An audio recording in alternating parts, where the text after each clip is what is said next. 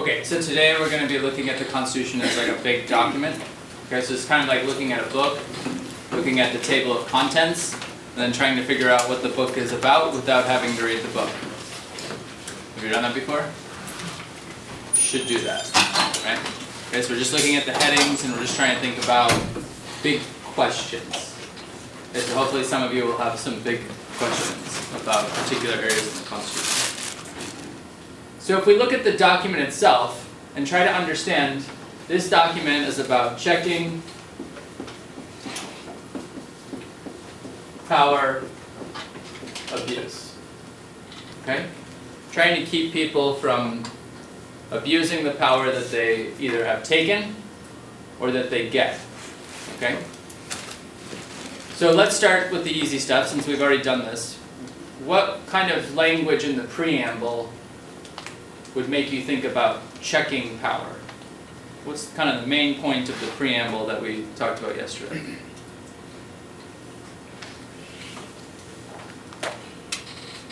It's okay to look at your notes from yesterday. We're talking about we, the people of the United States. Good.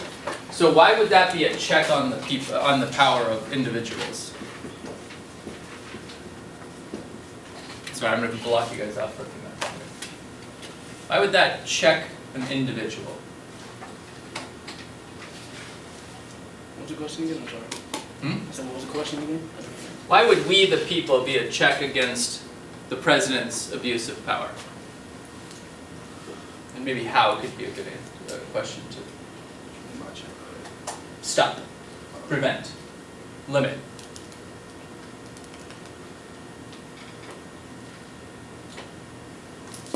Because we is power.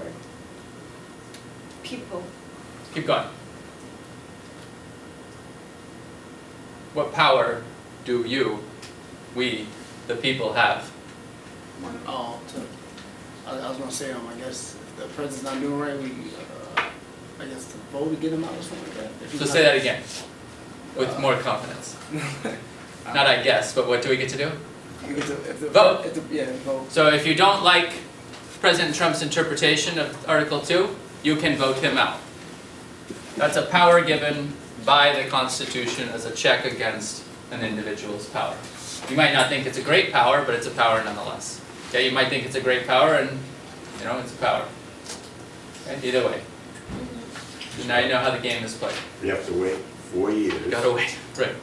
So Well, no, right, they could impeach. that's another way of doing That's it, a little- yes. Right. But that now leads us right into Article 1. So there you go.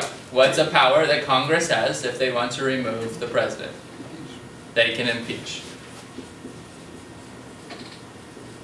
Okay, and I'm going to put a semicolon because they have other powers. So you don't necessarily have to remove the president. What else can you do? Something I recall President Obama saying pretty much weekly in frustration. What is the point of Congress? What are they supposed to do? Right, pass a bill. Make some laws, create some laws, do your job. So, if Congress is unhappy with the president, all they have to do is write legislation. Okay? Doesn't mean they're going to. They haven't been. I don't know what they're getting paid for, to be quite honest with you. Right? But they have that power, they have the ability. But the president has to approve, right? No? He doesn't have to, no. But I think we can go back to this, right? So the president has the power to veto. Okay? But Congress then has the power to override the veto. Is it because there's more of them? Yep. Okay. So you see the attempt at a balance there? If Congress does something the president doesn't like, the president can block it. But then if there's enough people in Congress that still want to pass the bill, they can vote to pass it, and there's nothing the president can do. It's final. There's almost nothing the president can do, right? The president doesn't have to decide to follow the law, as some of our presidents have decided not to do.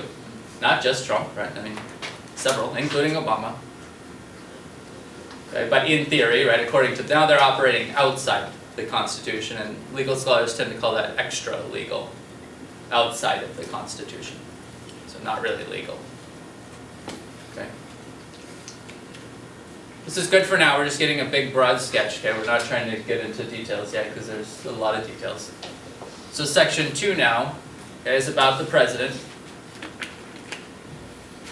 what specific power does the president have? Did anybody look at that? Anybody look at Article 2? It's probably the most overlooked, and Trump seemed to think he had unlimited powers. Did you find unlimited powers in Article 2? What powers does he have pretty clearly? He's commander-in-chief. Commander-in-chief.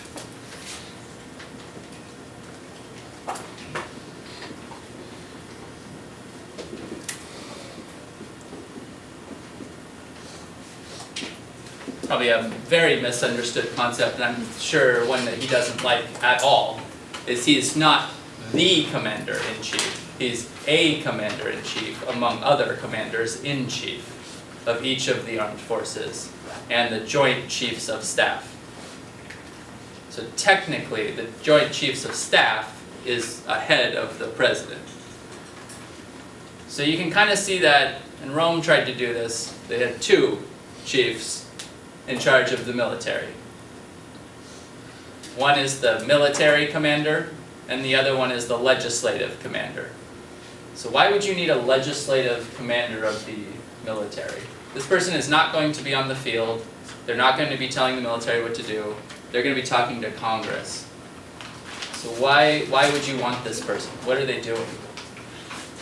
Easy, because if I control, I can write my laws and make it as I want them to work. Right, we know that because of Julius Caesar. So Julius Caesar was the second commander. He was the one in charge of the military, and he walked the military into Rome and took over Rome, and then wrote laws to benefit himself and his family. Well, why have the other guy? What's the other guy for? Or woman someday. Nobody knows? To make sure he don't abuse his power.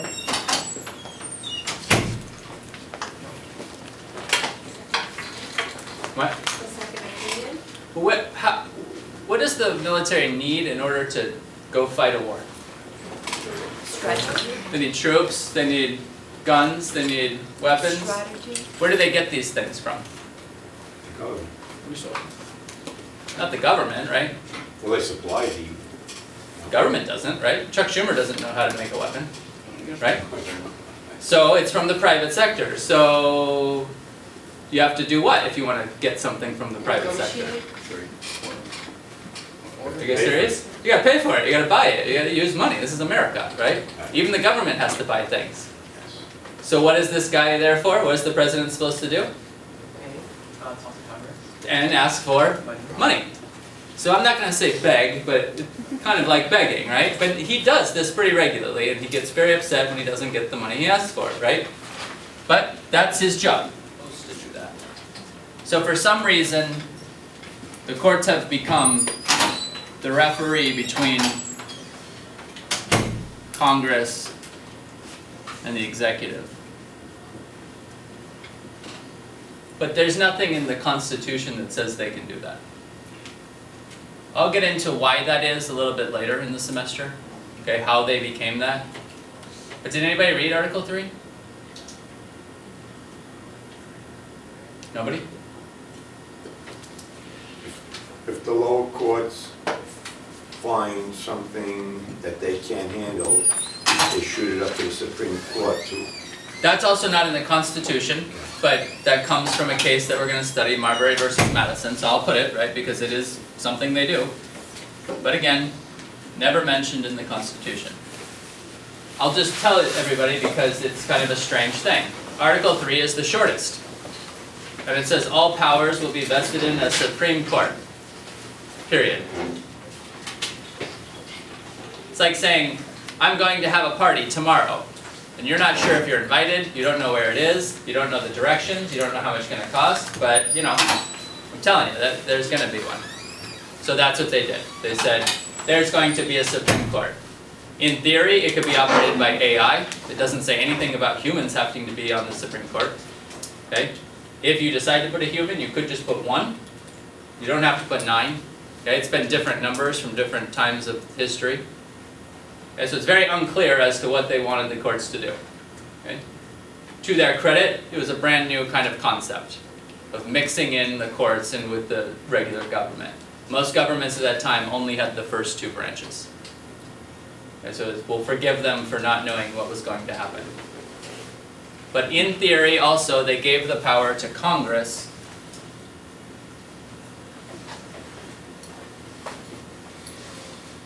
to make more courts. Whatever they wanted. And they take advantage of this from time to time. Most famously, I think, in our lifetime is the creation of the Article 3 tribunals to try terrorists, okay, outside of the regular court system. Article 4 is the most overlooked in my opinion, okay? And this is all about the states.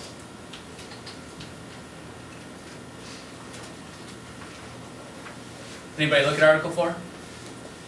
So it's not just overlooked in scholars, it's also overlooked by citizens. This one's going to give me the most frustration in this class, because this is where all the power is. It says all powers not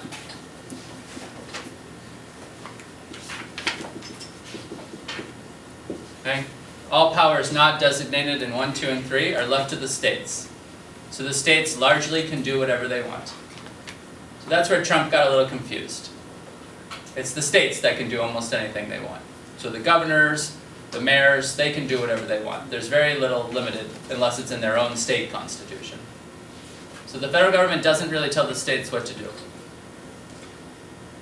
Okay?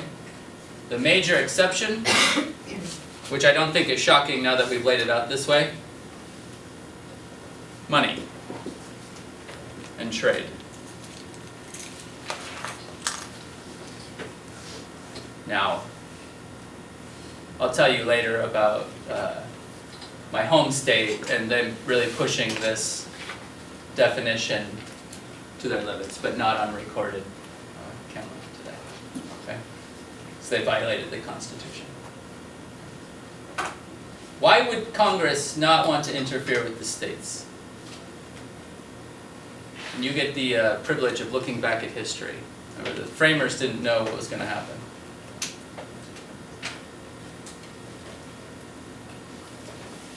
Why not try to tell the states what to do? Could cause a civil war. Yeah, you nailed it.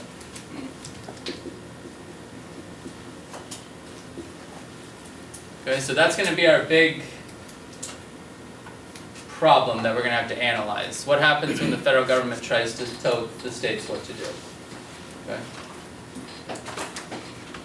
This should tell you already, this very complicated mixture of people, that the power resides mostly with the states.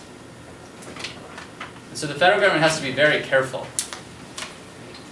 And if they're not, then it's a very unstable government. Everybody understands this? If they start picking on the states and arguing with them, they're making the whole system very shaky, ready to collapse. Can anybody see why? Who's in charge of this system again? Look at the board. We the people. And we the people is not in one place. Right? We the people is not in Texas, it's not in DC, it's not in New York, it's scattered over 50 states. So people, like I said, they show loyalty to their state before they show loyalty to the federal government. Okay, there's a lot of flags, American flags, on September 12th, 2001. I don't see very many American flags anymore. I see a lot more Yankee hats. Everybody understands? Okay, so that's a very loose attachment to the federal government. What's Article 5 about? Go ahead. The amending process? Yeah. Just has the power to make amendments? I'm just going to put them in. Okay, I want you to remember that Article 5 of the United States Constitution means that we can change the Constitution. Okay, and there's a very clear process. In fact, there's two processes. We can change the Constitution through the Congress or through the states. Anybody see a problem there? What did we just do again? Divided power between who? Congress and the states. Okay, so there's another source of conflict. And then what's the last section?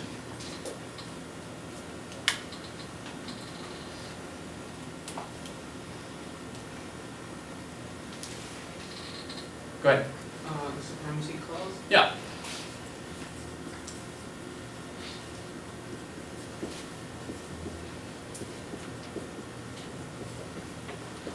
This means that nothing in any law, whether it's written by Congress, whether it's an act of the President, whether it's written in a state, whether it's something that MTA does, none of those provisions, none of those acts or laws can be in violation of the United States Constitution.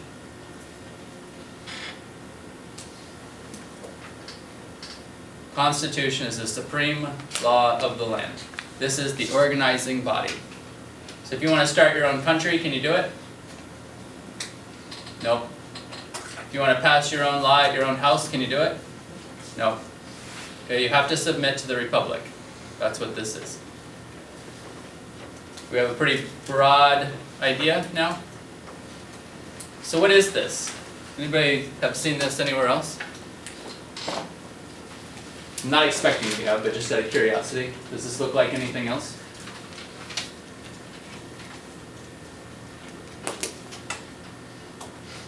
If you look up a corporate charter, okay, a charter or the bylaws of a business, of a corporation, it is almost exactly the same structure.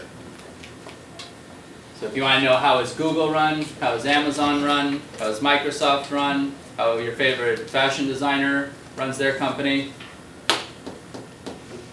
CEO, President, shareholders, Congress and voters, Board of Directors, the courts. Everybody kind of gets this idea? Why would the United States set their government up like a business?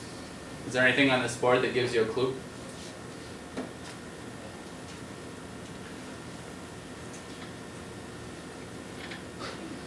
What? Money. Right? So what is the government's principal job? Not to make money, although they do print money. To manage money. Okay? To manage money. If this government's job was to make a profit, we're in a lot of trouble. Right? We're $21 trillion in debt. Should I say that again? We owe $21 trillion. So we're not very good at making a profit. This business would be bankrupt. Right? This largely happened from 2003 on. Bad news. Go ahead. The wheels are turning. If you check any company, they are in debt, all of them. But if you sell everything, then they're in profit. So basically, if you sell everything from America, and if you sell America, But what would you sell? everything, For what? the country itself. Right, the land. Yeah. Right?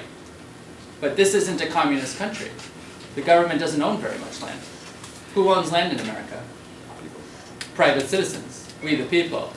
So you just nailed it. What did we the people do? They separated themselves from the government.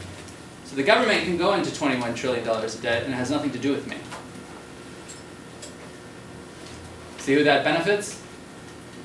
The ultra rich. Their property will not be sold. And the United States doesn't have enough to sell to recover their debt. That's why we got our AAA credit approval back in 2011 reduced. We don't have enough on our books. Okay? This is a large reason why Congress and the President, both presidents, agreed on something. Not letting our corporations send their money over to Ireland, to the Swiss, to the Barbados, but keeping it here. So that we have more money on our books, so that we can borrow more money. Everybody kind of gets this idea? This isn't shocking, I don't think, because you just explained it very clearly. This is how corporations run too. So corporations and governments are extremely similar. Not really, the government can print more money. Right, they have a special power. Right. But you'll notice that's not in the Constitution.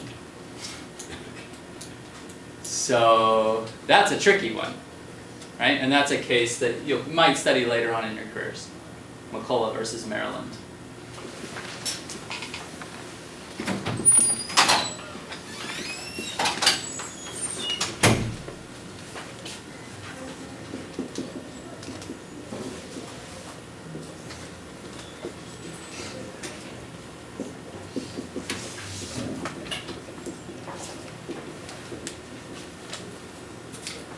Okay, so there's 3 levels of the government. There's the local, the county, and that's city in New York City, right? And then statewide. So most people who want to be politicians, okay, they start working here, they move their way up to here, they move their way up to here, then they move their way over to here. Okay? So these people at the top of the statewide, usually the governor and some key legislators, are the ones who negotiate with the federal government and try to get favorable tax legislation, they try to get favorable education. Okay, Governor Cuomo tries to get money for you all to come to school here. Okay. But they also interact with foreign powers. Okay, so you might not have thought about this, but each state gets to decide which immigrants they want to accept into their country, into their state. So people fleeing from different parts of the world come to different areas. As you can see, New York is quite liberal in the number and the different countries that are allowed to come into the state. Other states are not so liberal. They're very specific about who they're going to accept and who they're not. And each state gets to make that agreement. So lots of states and lots of cities have what are called sister cities or sister governments. So when I lived in Seattle, our sister city was in Tashkent. Is anybody from Tashkent? So we're sister cities, right? Okay. So these are relationships that are built for economic reasons, for friendship reasons and whatnot. Okay, and I think they work fairly well from that point of view, but you'll see this as kind of undermining, I should say, the federal government's power. Okay. And then they have to talk to other states. So there's a pretty famous discussion between New Jersey and New York about economic trade and currency that starts right at the beginning. They have a conflict. Is that shocking? New Jersey and New York not agreeing with each other? No, right? And that continues today, if you can believe it. Does this make sense? And then obviously this is times 51 if you include Puerto Rico, 52 if you include Guam. You might also see that the United States is trying to build the same institutions in Iraq and Afghanistan, and now Yemen and Syria. So I wanted to just kind of focus then on this problem I introduced before of exegesis. In other words, the problem of the multiple interpretations of the same document. So go back to that first slide. How can there be 3 different interpretations of words? What is the difference in the way they look at it? Let's start with Emerson, since we already seem to understand that. Why was Emerson saying this whole process is a joke? Why would he say that? Most people do say this, by the way. Most Americans believe this. Why shows like The Daily Show and others are popular, South Park. They're commenting on the inability of human beings to get along. Why does this seem to be a common interpretation? Any guesses? Okay, make you uncomfortable for a second. Family. Who do you argue with the most? Family. Ever since you're little. Okay? Little kids are famous for saying, why? Why? Why? Why? Do you think you forgot how to do that? That goes along with you. Okay? So this is a big problem from the very beginning of any document. People ask, why? Or what is the value? What is the purpose? Like all these questions that you would have thought would have been settled. Right? There should be a glossary, there should be a definition saying this is why we did this. They don't tend to do that, or they use abstract language like a more perfect union. What does that mean?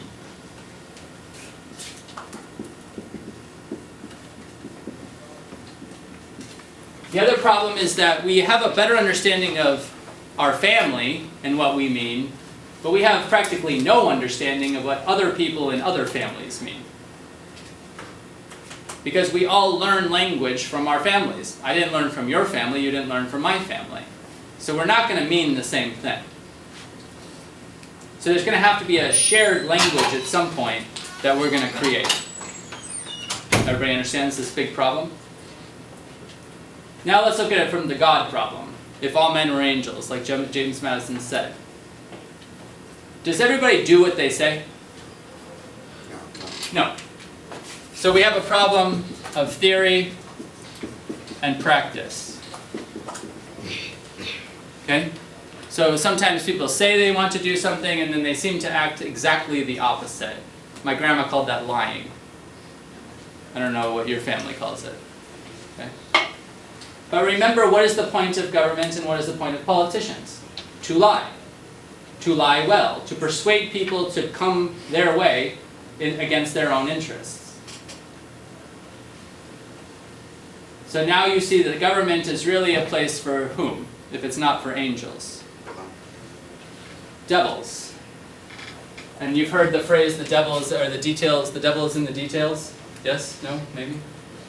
So this actually is not totally correct, because this is actually, the devil is the interpreter,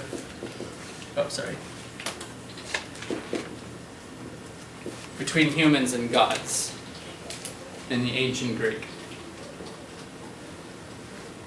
What's that word? Daemon. Somehow it got changed to demon, but in the ancient Greek it's daemon. Is there any computer nerds in here, or just me? A daemon is the operating system that occurs behind your computer that you don't think about. It's like when you turn it on and all those programs come up. That's the daemon. That's the language that's speaking behind you. Most of you know this as zeros and ones. If you like sci-fi, it's the Matrix. That's why the devil is in the details. There's an interpretation problem between perfection and reality. So people are going to interpret that problem very differently. They're going to interpret their environment very differently. They're going to interpret what they think they're in here before their expiration date very differently. Okay, everybody gets this big problem? Okay, the final one I want you to think about is the structure. Try to remember that the structure of the United States Constitution put a bunch of people against each other. So they have a benefit to disagree with one another. That's going to cause them to interpret things to benefit them over the other. The famous example is Donald Trump saying that Article 2, in his interpretation, gives the benefit to him to the exclusion of everyone else. This is not an uncommon way to interpret the Constitution. A lot of people interpret it this way. Okay, everybody understands? Okay, we'll pick up. So moving from the history of interpretation, in other words, individuals are interpreting the document from their own point of view, but it's not a unique or individual point of view.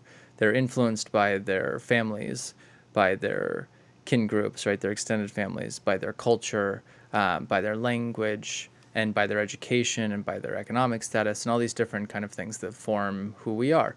And so when we just kind of take a snapshot of the Supreme Court, we think of them now as the interpreter of the Constitution as a unit, but in reality, there's 9 justices. 5 of those are original intent, and we're going to go over what that means in class and in detail. And in your reader, there's a reading from Justice Scalia who tells you what that means to him.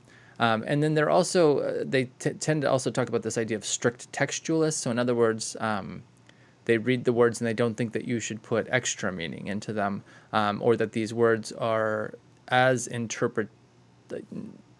I guess the hardest way to explain this would be that they are not something that should be interpreted, which I hope that you see is kind of silly, right? Because we just said that basically the document is interpreted. So when they're saying that, I think what they're really trying to say is that they don't think it should be interpreted differently than how they're doing it, and that they've set up a structure through law school, through what they call canons, which are a set of rules that you can find in a book, about how to read and interpret the Constitution. Now, on the other hand, there are three living constitutionalists, so-called, who identify, and Justice Ginsburg has a little bit to say about this in our reader, who kind of think about the Constitution and the terms in the Constitution as being contextual to the time in which they're applied. So they would argue the exact opposite of the original intent people and say the word should really be meant and applied the way that they're understood today by we the people, and that there's a much bigger difference between what people thought in 1776 and 2019 than what the original intent or the strict textualists are kind of implying. There's also one member of the court, Justice Breyer, who wrote a book called Active Liberty, and his kind of point is more about the idea of trying to bring in more people into the process of democracy. And so in that balance between republic and democracy, between kind of the elites and the mass, he wants to try to bring as many people into the form of self-government as possible. So he tends to see the institutions of government as stable and that they need to kind of have their own values and their own way of seeing the world.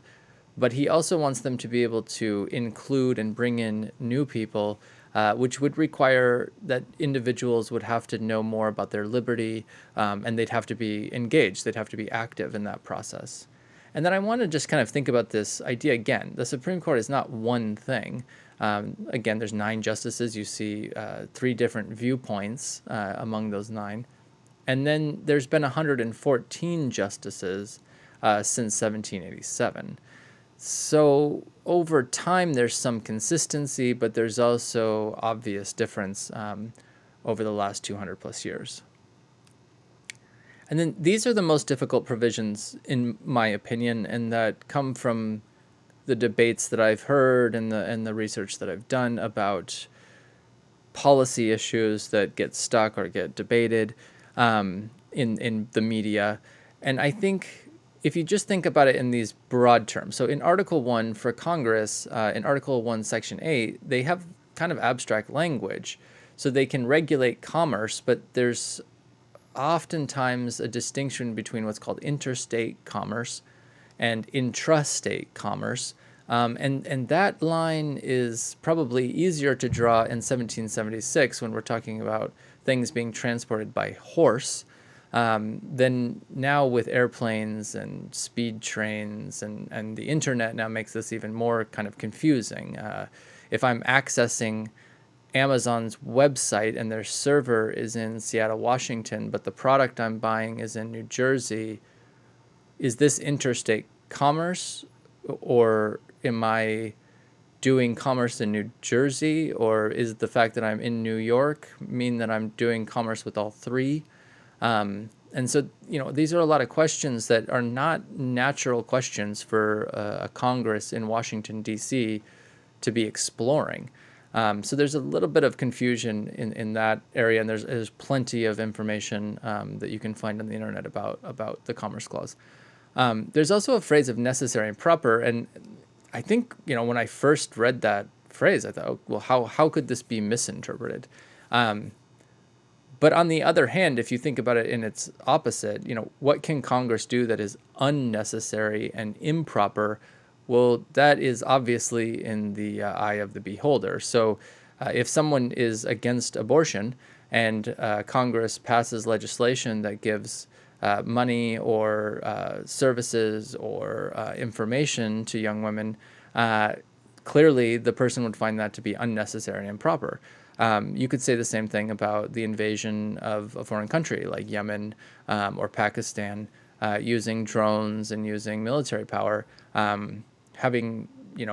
Congress has issued money to the military, but has not necessarily said, this is how long we're going to be in this country. This is how these things should be used. And so is the fact that they haven't been clear fit within the necessary and proper clause, or should they have to be more clear, and who gets to decide what necessary and proper is? And so, I'm sure that you could find, again, a lot of information about just what constitutes necessary and proper. And then there's this kind of, I think, just a very odd phrase of the general welfare, and then you'll hear oftentimes Certain politicians will use welfare as a negative statement. And so that becomes kind of confusing. If Congress is supposed to be providing for the welfare of the population, then how can politicians position that language to say that welfare is something that is bad? So I think, you've got just with Congress alone some pretty difficult provisions that need to be interpreted. And then again, who should be doing this interpretation? You're going to find later in the class that the Supreme Court, I don't think it's shocking that they said, well, they should be the ones to interpret the Constitution. But in the Constitution itself, it does not say that that's who should be doing it. So you kind of have to wonder, because at the time of the Constitution's drafting, the Congress was really the most important thing. That's why it's Article 1. And that was really the process by which most government was done in quote-unquote democratic or republic countries. And so, we have to try to keep this in mind as we go forward about, so what is the role of the courts if Congress fails to act? And then I think that is a pretty good segue to Article 2, which, again, to start this presentation, we talked about Trump saying that allows him to do whatever he wants. And to his fairness, I mean, most presidents kind of interpret it the same way. I think I recall Obama saying, unless the Constitution doesn't, that says I can't do something, then I can do it. And that was largely for the deferred action, for immigration, and then for the healthcare debate. So I think, again, who gets to interpret this? What does it mean? And this gets to this issue of implicit power, right? So explicit power are the exact things that we went over in class earlier in this presentation. And those are the things that are clearly listed. So foreign policy, treaties, negotiating treaties, giving the State of the Union. I mean, there's very clear things that the president must do. But, to engage in the job of the president in the 21st century, there are things that are not listed. I mean, the use of the internet, for example, and that's, this has gotten this president into a lot of trouble. But there's nothing saying he can't use Twitter. So, of course, there's nothing saying he can use Twitter. So is the use of Twitter and social media a necessary implicit power of the presidency is a wide open question. And then there's a more complicated issue called the agent principle problem, which is if, and this is the easiest example would be kind of the Abu Ghraib situation in Iraq, where there was a interpretation by certain military personnel that Donald Rumsfeld, the Secretary of Defense appointed by President George W. Bush, had condoned or had made it seem like it was okay to engage in certain practices that had been defined previously as torture. And this is not the advanced or the enhanced interrogation techniques that were used in Guantanamo Bay by the CIA. These were military personnel, largely National Guard, who believed it was okay to engage in these practices. And you can see this online, again, by Googling Abu Ghraib and torture, prison, Iraq. And this got, one individual got court-martialed and got in trouble for this. So they're the agent of the principal, right? So that's the agent of the president. So who's responsible for that violation? Is it the president? Is it Donald Rumsfeld? Is it the individual who did the illegal act? There's some, it's confusing. And then if you just have a second to look online about how many different agencies there are in the federal government. So, Donald Trump, when he was a real estate person, had, X number of employees. When he was a reality TV show person, he had X number of employees. This is harder to judge now, right? Because the employees that he does have, quote unquote, the people who work for the federal government, don't necessarily see him. They don't get their orders from him. They don't necessarily know what he wants. And this is true of every president. So there's so many different people working for all the different agencies that it's really hard to keep track of who's doing what and are they doing the thing that the president wants. And I think famously in this last term, you've seen the CIA and the FBI, divided on people apparently loyal to Trump and people who are suspicious or skeptical of him. Then there's Article 3. I think just in general, if we just look at the structure and the role of the court, is just clearly undefined. So it's not clear what the court is really supposed to look like. It just says, whatever Congress basically wants to do. And they haven't done much. I mean, it's been pretty consistent over time, although there's some important things that have changed. For example, the federal courts used to travel. They used to come to you, so to speak. So they weren't these kind of big Gothic-looking castles that everyone had to travel, to go see. They used to come to you. Courts in general and more local jurisdictions used to come from the people. So, it's much more professionalized now than maybe the quote-unquote founders would have envisioned.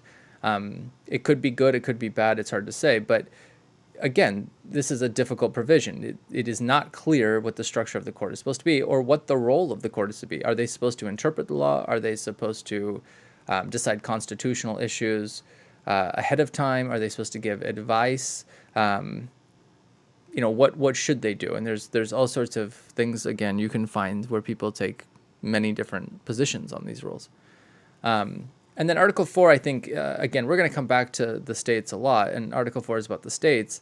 And we talked about this kind of just strange thing, right? So Article 1, 2, and 3 is all about the federal government. Then Article 4 is about the states. And so this is already an uncomfortable relationship between the federal government and the states, and now they've made it even more uncomfortable. And so the states insisted that they get to retain what's called their police power. Well, this is complicated, right? So if you're paying attention to the abuses of power by certain members of the federal government, which also occurs within the states. Like, who's supposed to police that? Is that Department of Justice? Is that supposed to happen within the city? Whose job is it to kind of keep an eye on these politicians? Same thing if you think like the literal police, right? If they abuse their power, so who's supposed to police the police? And so I guess, if you think about it just from what were they thinking at the time, again, it was people are traveling by horse. You're probably not going to come into contact with people from the federal government that often. So they wanted to leave the affairs to the states, but that is clearly not the case anymore. And so it's hard to take an originalist point of view on the police power, although people like Scalia have.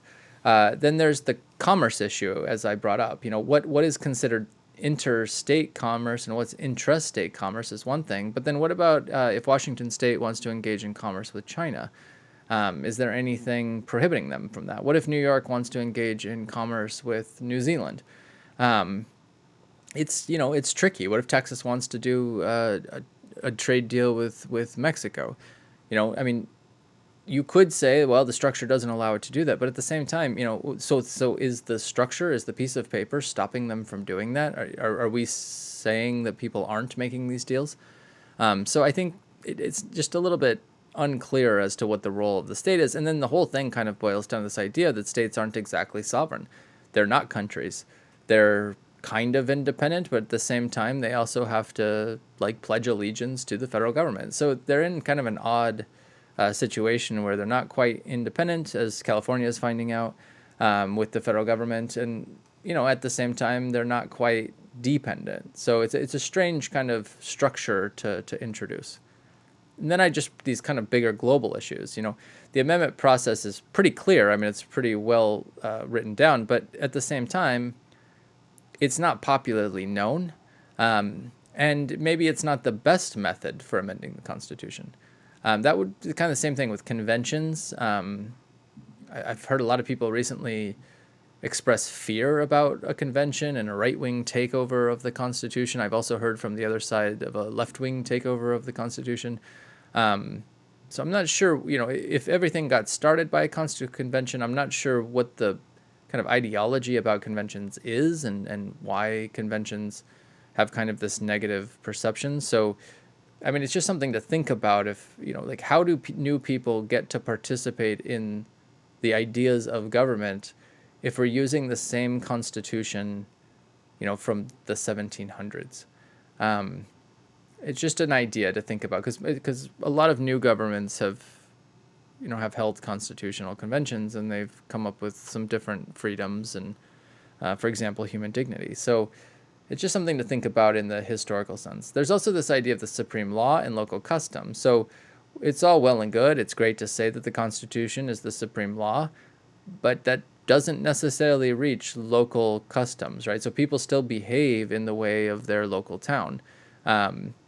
It takes a long time for the ideals of the law to reach, certain places in the United States. Even big places like New York City.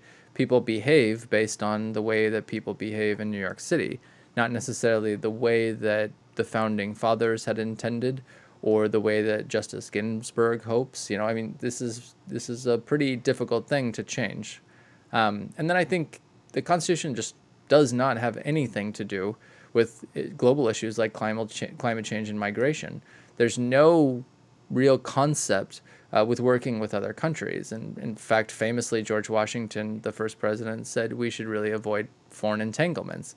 That is probably impossible in this, day and age. So I think it's just, the things that were left out are probably, just as important as the things they're in. And that goes to a lot of rights that weren't debated and written down. So whether it's reproductive rights, whether it's transgendered rights, whether it's some of these claims of white ethnicity rights, these things just weren't written down. So it's open for debate. And so maybe the Constitution itself is not exactly the best place to start.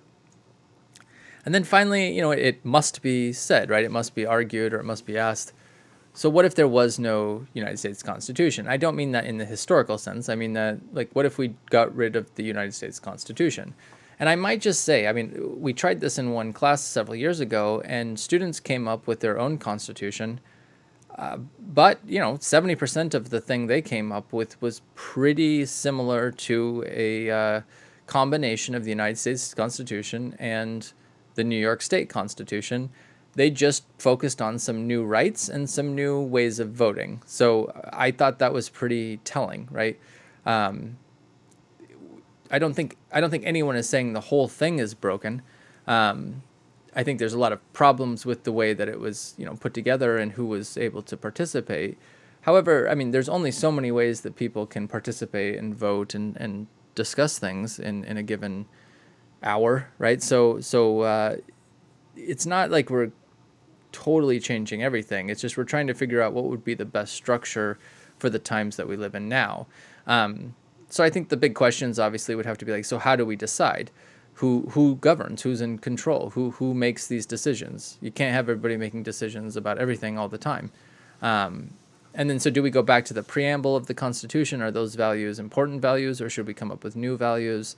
Now that there's different people who are citizens and residents of the United States than they were back in the 1700s, then do those people have different ideas about what should be done? And how are their voices going to be kind of documented? I think also the big thing that's happened in between now and the ratification of the United States Constitution is the Declaration of Human Rights. And it's tough because the United States does not necessarily have human rights. And so a lot of issues that are big political debates might not actually be relevant debates.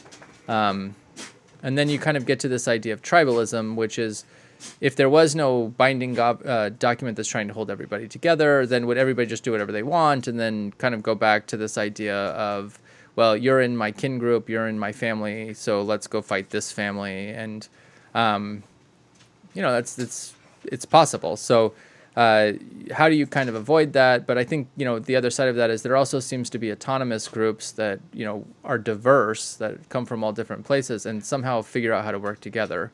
So there's lots of different ideas that you can think of, but I think the worst kind of idea is that if there was no constitution, then everybody would kill each other, and that's just clearly not the case. And it's also extremely difficult to judge from a social science point of view because people are killing each other and there is a constitution. So what would the change even be? So these are the kind of big questions that you have to think about as we go through this class. And again, this is just the structure of the Constitution.